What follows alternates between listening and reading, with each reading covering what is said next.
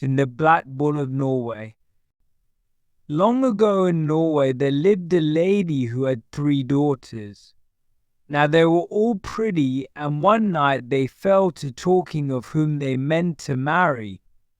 The eldest said, "I will have no one lower than an earl," and the second said, "I will have none lower than a lord." But the third, the prettiest and the merriest, tossed her head and said with a twinkle in her eye, "Why so proud? As for me, I would be content with the Black Bull of Norway." At bed, the other sisters made her be silent and not talk lightly of such a monster. "For see you," said one, "is it not written to wilder measures now they turn the Black Bull of Norway?" Suddenly the tapers ceased to burn, the minstrels ceased to play, so no doubt the Black Bull of Norway was held to be a hard monster. But the youngest daughter would have her laugh. So she said 3 times that she would be content with the Black Bull of Norway. Well, it so happened that the very next morning a coach and 6 came swinging along the road, and in it was sat an earl who had come to ask for the hand of the eldest daughter in marriage. And so there were great rejoicings over the wedding, and the bride and bridegroom drove away in the coach and 6.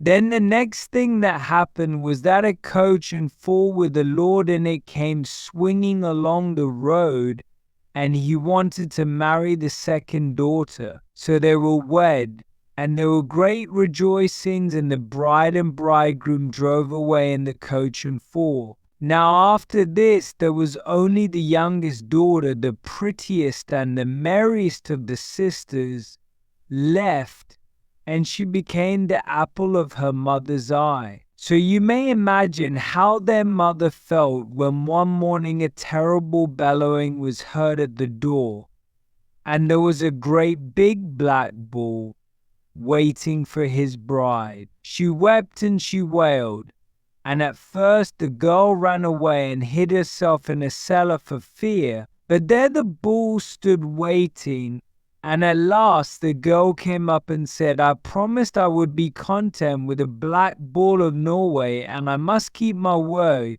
Farewell, mother, you will not see me again."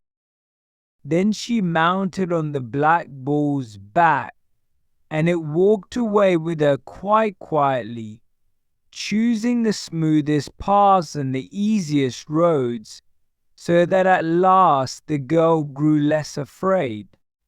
But she became very hungry and was nigh to faint when the black bull said to her in quite a soft voice that wasn't a bellow at all, "Eat out of my left ear, drink out of my right, and set by what you leave to serve tomorrow night." So she did as she was bid, and lo and behold, the left ear was full of delicious things to eat, and the right was full of the most delicious drinks, and there was plenty left over for several days. Thus they journeyed on, and they journeyed on through many dreadful forests and many lonely ways, and the black bull never paused for bite or sup. Whatever the girl he carried ate out of his left ear and drank out of his right, and set by what she left to serve tomorrow night, and she slept soft and warm on his broad back. Now at last they reached a noble castle where a large company of lords and ladies were assembled. Greatly the company wondered at the sight of these strange companions, and they invited the girl to supper. But the black bull they turned into the field and left to spend the night after his kind. But when the next morning came, there he was ready for his burden again. Now though the girl was loth to leave her pleasant companions, she remembered her promise and mounted on his back. So they journeyed on through many tangled woods, and over many high mountains, And ever the Black Bull chose the smoothest paths for her and set aside the briars and brambles while she ate out of his left ear and drank out of his right, and wanted for nothing, though he had neither bite nor sup. So it came to pass that he grew tired and was limping with one foot, when just as the sun was setting, they came to a beautiful palace where princes and princesses were disporting themselves with ball on the green grass. Now though the company greatly wondered at the strange companions, they asked the girl to join them and ordered the grooms to lead away the Black Bull to a field. But she, remembering all he had done for her, said, "Not so, he will stay with me." And seeing a large thorn in the foot with which he had been limping, she stooped down and pulled it out. And lo and behold, in an instant, to everyone's surprise, there appeared not a dreadful monstrous bull, but one of the most beautiful princes ever beheld, who fell at his deliverer's feet, thanking her for having broken his cruel enchantment. "O wicked witch woman who wanted to marry him had," he said, "spelled him until a beautiful maiden of her own free will should do him a favor." But he said, "The danger is not all over. You have broken the enchantment by night, that by day has yet to be overcome." So the next morning the prince had to resume the form of a bull, and they set out together. So they rode until they came to a dark and rugged glen. And here he made her dismount and sit on a large rock. "Here you must stay," he said, "while I go yonder and fight the old one, and move neither hand nor foot till I come back, else I shall never find you again. But if everything around you turns blue, I shall have beaten the old one. But if not, this everything turn red, he will have conquered me." And with that, with a tremendous roaring bellow, he set off to find his foe. Well, she sat as still as a mouse, moving neither hand nor foot, nor even her eyes, and waited and waited and waited. Then at last everything turned blue, but she was so overcome with joy to think that her lover was victorious that she forgot to keep still, and lifting one of her feet, crossed it over the other. So she waited and waited long, and all the time he was seeking for her, but he never found her. At last she rose and went she knew not where, determined to seek for her lover through the whole wide world. So she journeyed on until one day in a dark wood she came to a little hut where lived an old woman who gave her food and shelter and bid her Godspeed on her errand, giving her 3 nuts, a walnut, a filbert, and a hazelnut, with these words: "When your heart is like to break, and once again is like to break, crack a nut, and in its shell that suits you well."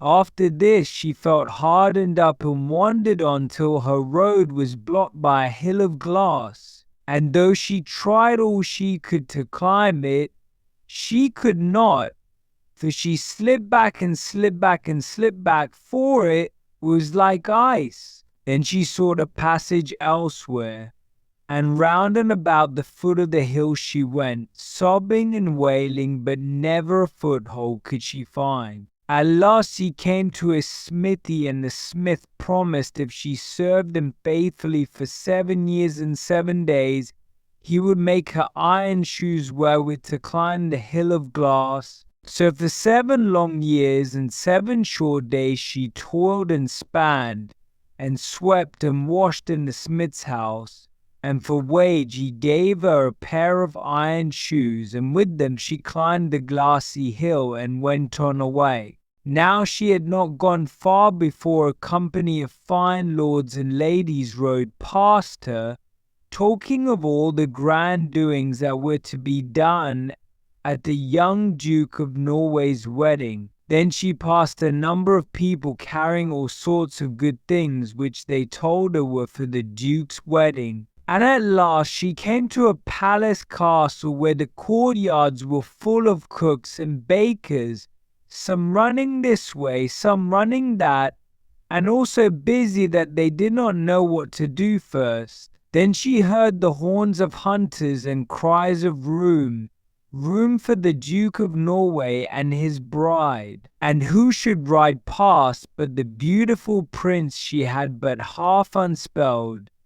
And by his side was the witch woman who was determined to marry him that very day. Well, at the sight, she felt that her heart was indeed like to break, and over again was like to break. So the time had come for her to crack one of the nuts. So she broke the walnut as it was the biggest, and out of it came a wonderful wee woman carting wool, as fast as ever she could card.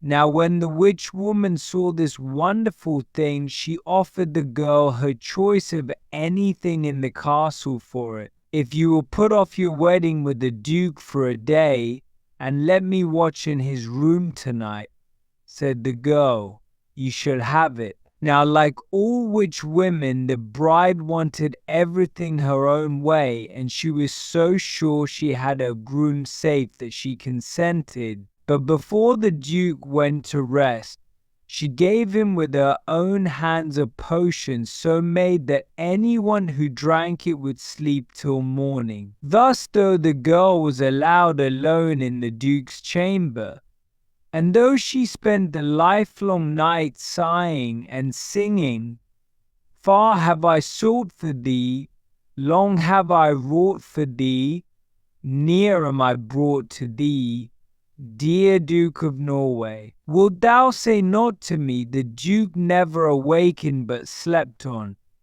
So when they came, the girl had to leave him without his ever knowing she had been there. Then once again her heart was like to break, and over again like to break, and she cracked the filbert nut because it was the next biggest. I said it why Sibsil, and out of it came a wee woman spinning away as fast as ever she could spin. Now when the witch bride saw this wonderful thing, she once again put off her wedding so that she might possess it. And once again the girl spent a lifelong night in the Duke's chamber, sighing and singing, far have I sought for thee, long have I wrought for thee, near am I brought to thee, dear Duke of Norway. Wilt thou say not to me? But the Duke, who had drunk the sleeping draught from the hands of his witch bride, never stirred. And when dawn came, the girl had to leave him without his ever knowing she had been there. Then indeed the girl's heart was like to break, and over again like to break. So she cracked the last nut, the hazelnut, and out of it came the most wonderful wee woman reeling away at yarn, as fast as she could wheel. And this marvel so delighted the witch bride that once again she consented to put off her wedding for a day, and allowed the girl to watch in the Duke's chamber that night through in order to possess it.